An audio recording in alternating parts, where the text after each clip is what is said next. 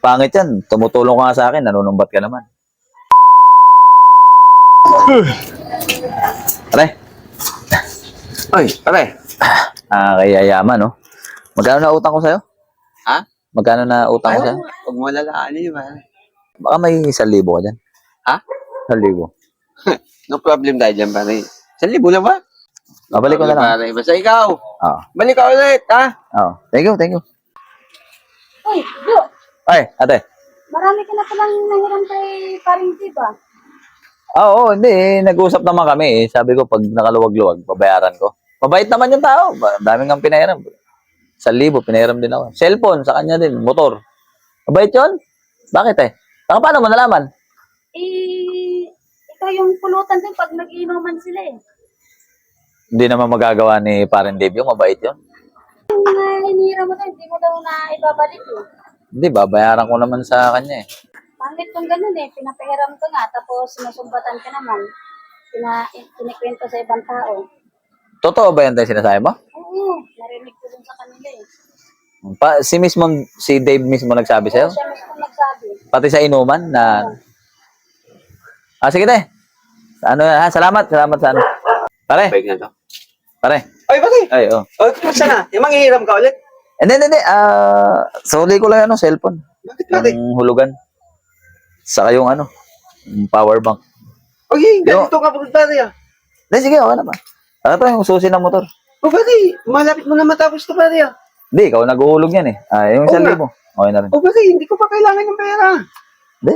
Pare kasi, hindi tayo, pangit yan. Tumutulong ka nga sa akin, nanunumbat ka naman. Pare, wala naman akong sinasabing. Kanino mo na lang. Narinig ko kay Ate Yoli, kanina. Ha? Nang nagpapahiram ka nga, sinusumbat mo pala, pinupulutan niyo pa ako sa inuman. Hindi ko sinasabi yun, pare. Alam mo ba, pare? Si Ate Yoli nga nagsabi, kung hindi ko pa Ay, nakasagot. kasi hindi ko pinapahiram yun. Alam mo naman, baka nagalit sa akin dahil sabi ko, sa kanya, malaki rin utang nun sa akin eh. Hindi yun pare, kung nagpapahiram ka, sana huwag ka manumbat. Kasi pangit yun eh, sa ibang tao ko pa naririnig eh. Diba? Pinalo mo nga yung cellphone, pagtalikod ko, sinusumbatan mo pala ako. Ah, ganun ba? 1,000, pinahiram mo nga ako, pagtalikod ko, niyayari mo pala ako sa inuman. Pare, nakakahiya yun.